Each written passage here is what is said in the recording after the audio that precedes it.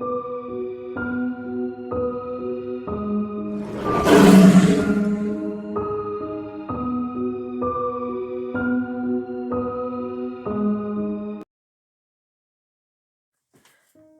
1. A hoof tapped against the window panes. It was 4 in the morning, and Fluttershy was standing outside of Applebloom's bedroom window. Her eyes were blank, and her smile was slight enough to go virtually unnoticed. As Applebloom turned her head towards the window, Fluttershy raised a hoof and tapped against the glass again. She mouthed out the words, her mouth barely moving. "It's cold out there." Applebloom pulled the covers over her head. She listened to the creaks and groans of the house setting. It will soon be dawn again. The tapping started again. Night 2. Fluttershy was standing outside of the window again. Her eyes didn't look quite right, but Applebloom may have been at loss as if to describe how. The dark red stain across the left side of Fluttershy's constrained harshly with her normal bright fur. Again she tapped on the glass and mouthed out the 4 words, "It's cold out there." It was not cold. If anything, it was unusually warm at spring night.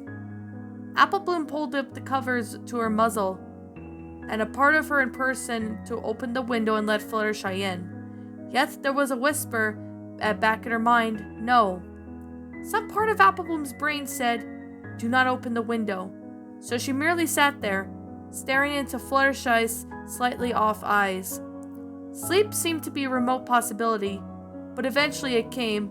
Applebloom just dozed off as the tapping sound stopped. Night 3. That night Applebloom dreamed of toys. Not merely toys in general, but a familiar plush or wooden faces from her childhood. She saw the wooden dolls Granny Smith had given her, and hand-me-downs from Big Macintosh and Applejack. There was also, though, that they looked dingier than Applebloom remembered. She found herself digging through what seemed to be an unheeding pile of toys. What am I looking for? Applebloom wondered. Applebloom decided a minute later it must be King Paws, her favorite teddy bear. She remembered loving him when she was a foal, but why couldn't she find him? Surely he must be here somewhere. Surely this relic of Applebloom's foalhood was not so easy buried. But King Paws hadn't been buried, had he? He had gone missing. He had vanished from her life one spring night, and Applebloom had never been quite the same since. With this realization, Applebloom started to sob. The rush of emotion yanked her out of her dream. Fluttershy was standing outside of the window again, clutched her mouth, as terrified and tattered as an old teddy bear. Night 4. Applebloom slept in Applejack's bed that night. She had made some excuse about nightmares, horribly aware of how immature she sounded. But her big sister was more than willing to switch bedrooms for the night, and of course Applebloom could not tell her the real reason why she was distraught. Lying in her bed, Applebloom started thinking about her foalhood for some reason. She recalled bright eyes peering out from the open wardrobe, shadows slinking across the floor, a husky sigh as she approached to sleep. But for those not memories, were they? Surely they were simply remains of past bad dreams. Applejack complained about a headache the next morning, but otherwise was none than worse for wear. Night 5. Applebloom was alone in their house.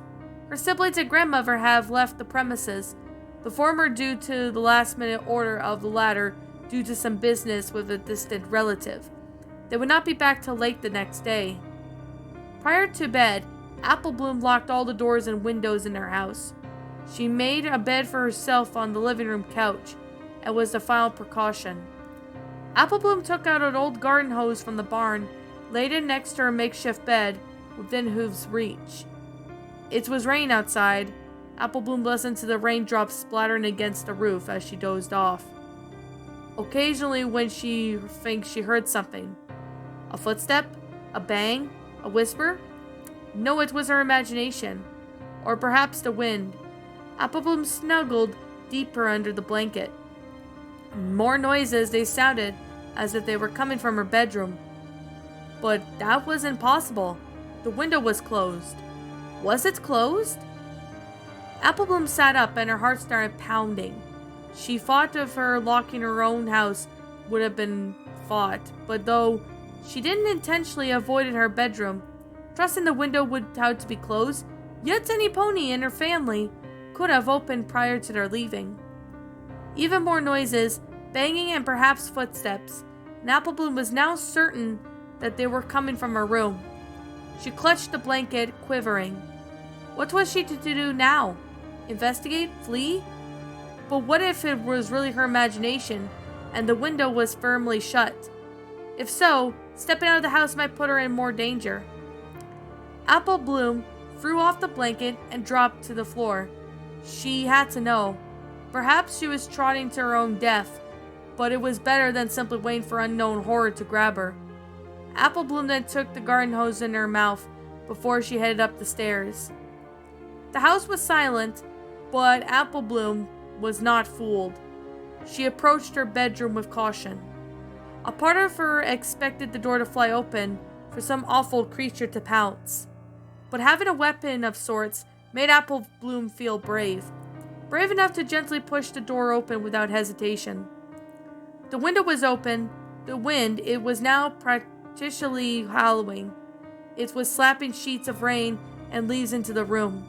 Judging by the twigs and leaves that accumulated under the window, it might have been open for a while. But the open window was not part of what made Apple Bloom pause. It was the cause of that scream that climbed halfway up her throat. She saw it within seconds. Once she did, Apple Bloom thanked Celestia she had not stepped into the room. Something was in Apple Bloom's bed. A pony-shaped lump was visible under the covers. It was moving, the chest rising and falling with every breath. Apple Bloom thought she smelled something rotten and dusty, like the pages of a very old book, but she could have imagined it. Apple Bloom did not move, neither did the creature, save for its breathing. Apple Bloom realized that the creature did not seem to realize she was there. It did not stir or stood frozen at the doorway, nor that the wind or rain seemed to disturb it. Apple Bloom eventually left the room, quietly shutting the door behind her, went back downstairs, slower this time, as to not make too much noise. Apple Bloom did end up spending the night at the barn when her family returned and demanded an explanation. She made a half-believable story about a burglar and refused to return to the house until the rooms had been searched. As Apple Bloom had expected, no signs of a break-in were found, save for the open window in her bedroom. Apple Bloom returned to her bedroom after the search was complete. Other than a few dry leaves and a lingering smell of decay, there was no indication of anything having been slept in her bed. However, Apple Bloom found that one of her dresses in her wardrobe were covered in dirt and what appeared to be a single bloody hoof print. Apple Bloom burned the dress in the fireplace later that day. Night 6. Apple Bloom stayed up all night. She was sleepy to the point of near madness, but she refused to tear her eyes from the window. Fluttershy was watching her yet again. This time she had a single piece of ripped cloth in her mouth. It was from the dress Apple Bloom had burnt. Apple Bloom had buried the remains of it in the yard. Apple Bloom even had the thought of eyes and the shadows that seemed to have haunted her in her early foalhood. She was now convinced that she also heard some scratching noises, perhaps tapping, but memories and nightmares had become interchangeable as of late. Apple Bloom was now wholly convinced that they were in the same. The two sat in the loft of what seemed to be staring a contest till the morning came. As soon as Celestia's light poked its way through the clouds, Fluttershy turned and trotted away. Apple Bloom did not get up from her bed. It was minutes before she gave in to her slumber. Night 7. Applejack had found the remains of the dress and demands to know why Apple Bloom was burning her clothes.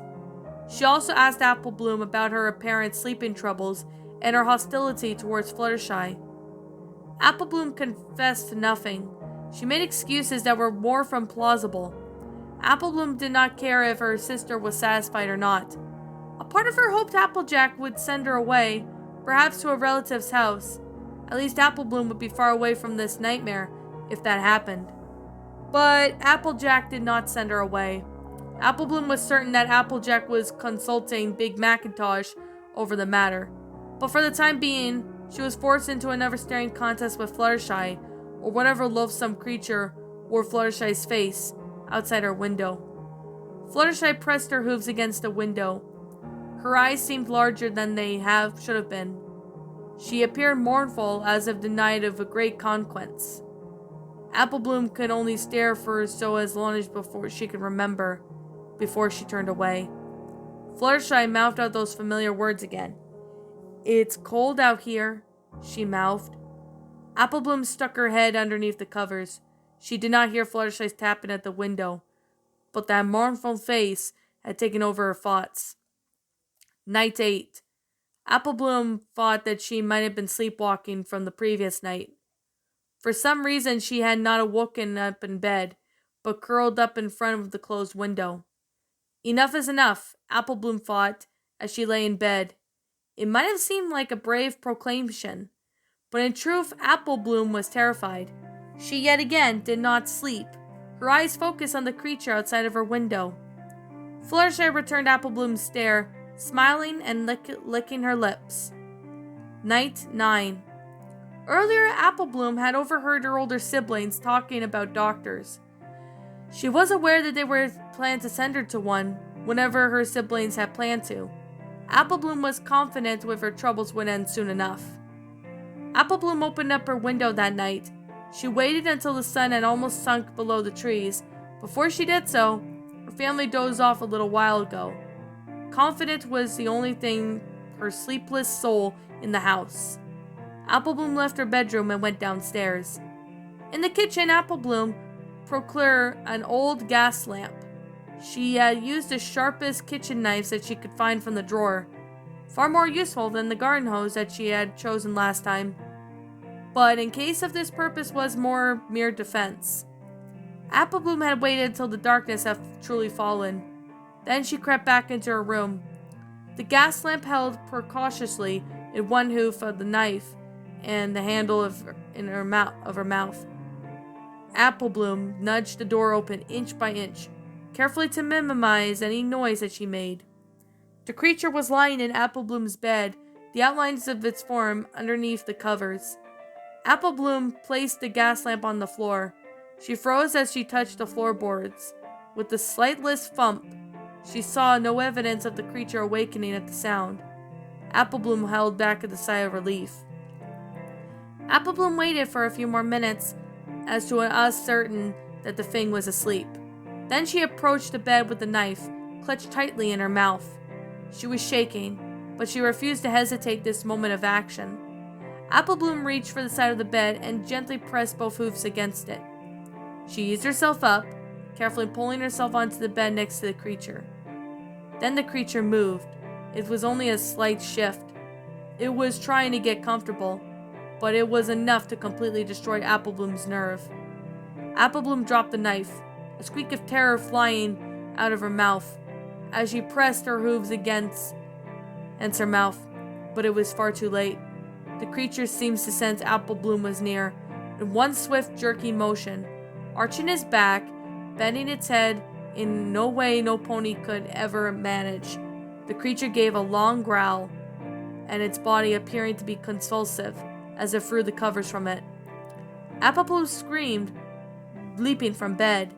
The creature leaped out of the bed as well, moving in the similar way as Spider, still resembling Fluttershy, but its neck was bent in an unnatural angle, as if it was broken.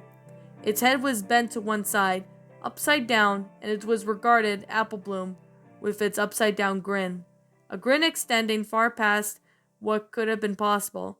Its tongue hung limplessly from one side of its mouth, like the exciting dog. It was panting in eagerness. Applebloom then rushed into the room, a gas lamp in her hoof. What the hey is going on? Applejack said breathlessly. But Applebloom could only whimper, pointed a hoof at the creature, and now stood in silent triumph near the window. Applejack's eyes widened in bemusement and horror. What in tarnation? Applejack gasped. The creature moved its neck again, adjusting its head to more of a normal position. Its face no longer vaguely resembled Fluttershy.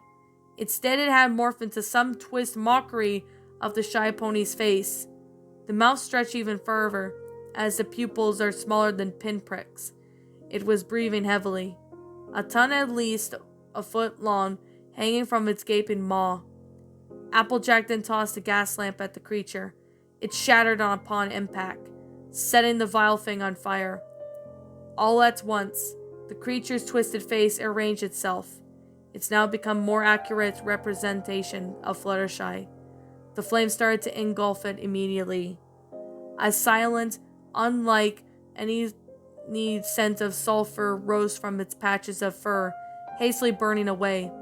The creature objectedly loud, alternating between screams eerie similar to those Fluttershy's and deep screeches unlike that of a tortured bird. The fur and flesh burned away at the unnatural rate. The screams and screeches continued along after they had ended. The last to surrender to the inferno was the light pink mane. Just after a few moments, all it remained was a charred skeleton. Applebloom and Applejack did not speak to each other. Neither spoke a word about the incident given after Applejack had buried the body in a secluded part of the farm. In fact, they both took the scent and secret to their graves. Applebloom never again slept with her window open, even on particularly hot nights. Eventually, since she was able to resume her regular interaction with the real Fluttershy, although it took months before she could look after her in the eye. And after a while after that, Applebloom would have shuddered every time Fluttershy smiled. The creature's smile would haunt her for the remainder of her days. Occasionally on nights when it's particularly cold and the wind is close to howling, Applebloom will swear that she hears tapping on the window, but she never gets up to check. She merely smuggles deeper in under the covers, willing herself to enter dreamland quicker. But this was a little harder to ignore the voice. It whispers to her, seemingly inches away from her ear. It sounds very much like Fluttershy. It's cold down here.